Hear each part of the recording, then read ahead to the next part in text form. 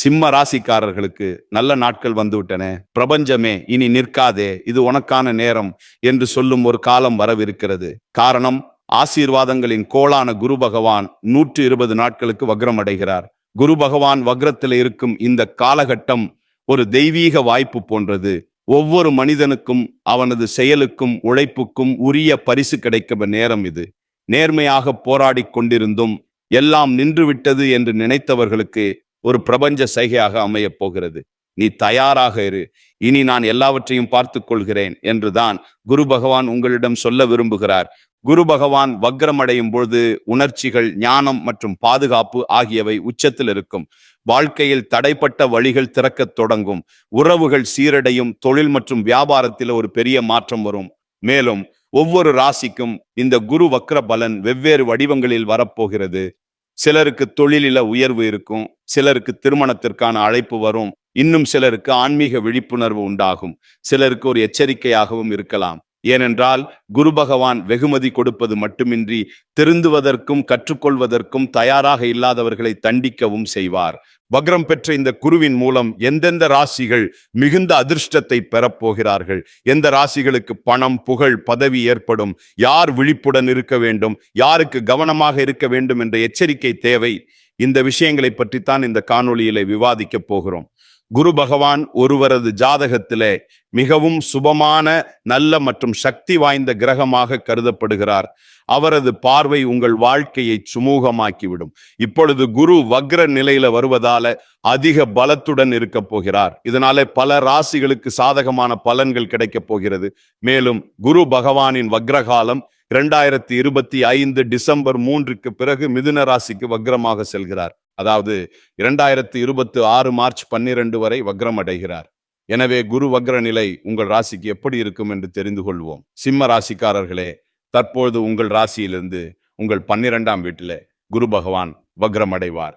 இங்கிருந்து வக்ர குருவின் பார்வை உங்கள் 4ஆம் வீட்டிலே, 6ஆம் வீட்டில் மற்றும் 8ஆம் வீட்டில் விழும். 12ஆம் வீடு எதை குறிக்கிறது?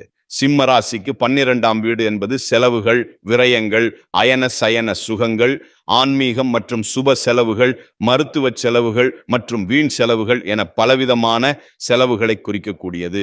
12ஆம் வீட்டில் குரு வக்ரம் அடையும் பொழுது நீங்கள் ஏதோ ஒரு விஷயத்திற்காக அதிக பணத்தை செலவிடுவீர்கள். அது ஒரு சுப காரியமாக, மங்களகரமான வேலையாக, முதலீடாக அல்லது சொத்து வாங்குவதாக இருக்கலாம். நீங்கள் நல்ல காரியங்களில் முதலீடு செய்யவில்லை என்றால் அந்த பணம் மருத்துவமனை செலவுகளாகவும் மாறக்கூடும். இது எப்படி நேர்மறையில் இருந்து எதிர்மறையாக மாறுகிறது? கவனமாக கேளுங்கள். 12ஆம் வீட்டில் வக்ரம் அடைந்த குரு ஒரு சுப கிரகமாகும். அவர் 8ஆம் வீட்டு அதிபதியாகவும் 5ஆம் வீட்டு அதிபதியாகவும் உள்ளார்.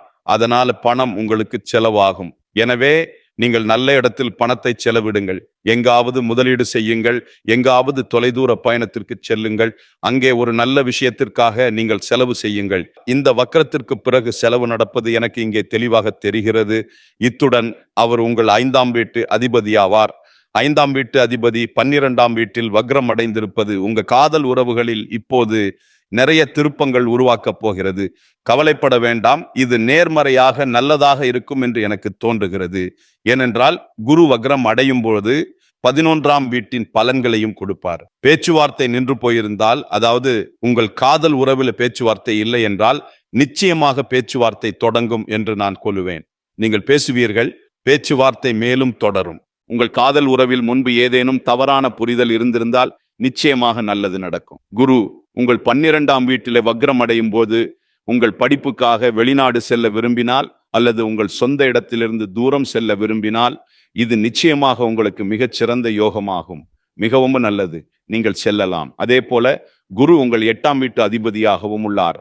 8ஆம் வீட்டு அதிபதி 12ஆம் வீட்டில் வக்ரம் அடையும் போது சிம்ம ராசியினரை எதிர்பாராத சிக்கல்களில் இருந்தும் வெளியே கொண்டு வருவார். உதாரணமாக, நீங்கள் ஏதேனும் சட்டவிரோதமான விஷயங்களில் சிக்கி இருந்தால், எதிரிகளா தொல்லைகள் இருந்தால், அல்லது யாராவது உங்களை சிக்க வைக்க முயற்சி செய்கிறார்கள் என்றால் நிச்சயமாக உங்களை அந்த இடங்களிலிருந்து குரு பகவான் வெளியே கொண்டு வருவார். ஆனால் டிசம்பர் 3 அன்று குரு பகவான் உங்கள் 12ஆம் வீட்டிலிருந்து வெளியேறி 11ஆம் வீடான மிதுன ராசிக்கு பெயர்ச்சி செய்யும் போது இது உங்களுக்கு வேலை கிடைப்பதற்கு நல்லது. மேலும் இது உங்கள் பதவி உயர்வுக்கும் மிகவும் நல்லதாக இருக்கும். அதாவது வக்ரம் அடைந்த குரு பகவான் 11ஆம் வீட்டிற்கு பெயர்ச்சி செய்யும் போது வேலை மாற்றம் செய்வதற்கும் மிகவும் நல்லது. குறிப்பாக கடந்த நீண்ட காலமாக உங்கள் பொருளாதார நிலை உங்களுக்கு முழுமையாக செயல்படவில்லை என்பதை கண்டிருக்கிறீர்கள். பணம் வந்தாலும் அது எங்கே போகிறது என்பதை உங்களால் புரிந்து கொள்ள முடியவில்லை. உங்க பணம் யார்கிட்டாவது முடங்கி கிடந்தால் அது திரும்ப வரவில்லை. உங்களிடம் பணம் கொடுத்தவர் தினமும் வந்து தலைக்கு மேல் நின்று தொந்தரவு செய்கிறார். ஒட்டுமொத்தமாக உங்கள் பொருளாதார நிலை, அதாவது வங்கி கணக்கின் இருப்பு குறைந்து கொண்டே போகும் நிலை உங்களை தொடர்ந்து கஷ்டப்படுத்தி கொண்டிருந்தது.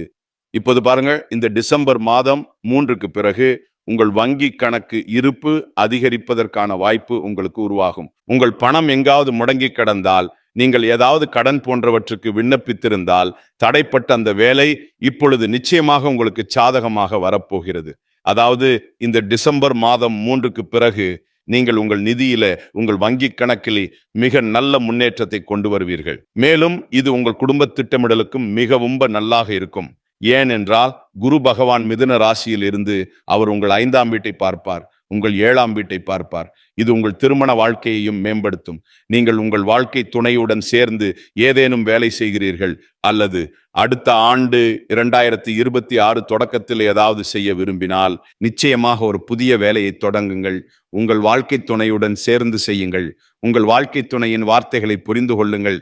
அவர்களின் பேச்சை கேளுங்கள். அவர்களின் ஆலோசனைகள், பரிந்துரைகளை நீங்கள் நிச்சயமாக ஏற்றுக்கொள்ளுங்கள். அது உங்களுக்கு நல்லது. குரு 11ஆம் வீட்டுக்கு வருவது நிச்சயமாக உங்களுக்கு மகிழ்ச்சியை கொண்டு வரும். அது குடும்ப திட்டமிடலாக இருந்தாலும் சரி, உங்கள் படிப்பை பற்றிய நல்ல செய்தியாக இருந்தாலும் சரி, அல்லது ஏதேனும் ஒரு தேர்வாக இருந்தாலும் சரி, ஆனால் ஒரு நல்ல செய்தி உங்களுக்கு நிச்சயமாக கிடைக்கும். குரு வக்ரம் அடைந்து உங்கள் 11ஆம் வீட்டிற்கு வரும்போது தொழில் வாழ்க்கையில் மாற்றங்களை நீங்கள் நிச்சயமாக டிசம்பர் முதல் மார்ச் 11 வரை செய்யலாம். சிம்மராசிக்காரர்களே, ஒன்றை புரிந்து கொள்ளுங்கள். அதிர்ஷ்டத்திற்கும் முயற்சிக்கும் ஒரு வித்தியாசம் இருக்கிறது. அதிர்ஷ்டம் உங்களுக்கு எழுதப்பட்டதை கொடுக்கும், ஆனால் முயற்சி உங்களுக்கு எழுதப்படாததையும் கூட பெற்றுத் தரலாம்.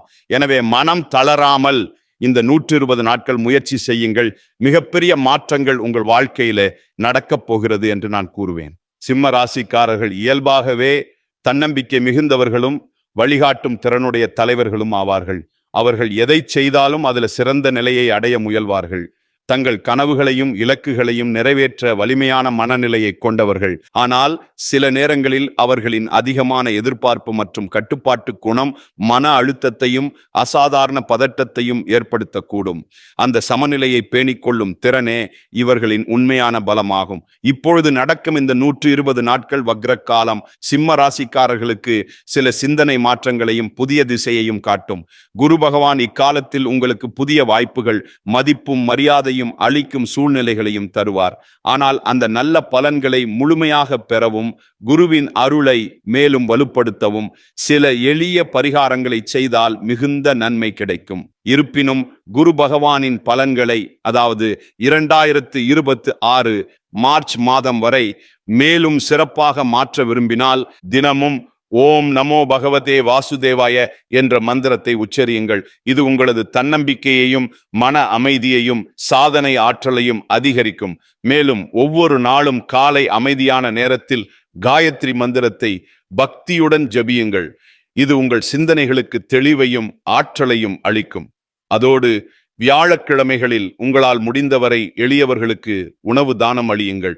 இது குரு பகவானின் அருளை மேலும் பலப்படுத்தும். அன்புள்ள சிம்மராசி அன்பர்களே, நான் அளித்த தகவல் உங்களுக்கு திருப்தி அளித்திருக்கும் என்று நம்புகிறேன். நீங்கள் சேனலுக்கு புதியவராக இருந்தால் லைக் மற்றும் சப்ஸ்கிரைப் செய்து கமெண்டில் ஓம் வாசுதேவாய நமஹ் என்று பதிவிடுங்கள். அடுத்த காணொளியில் நான் உங்களை சந்திக்கிறேன். அதுவரைக்கும் வணக்கம்.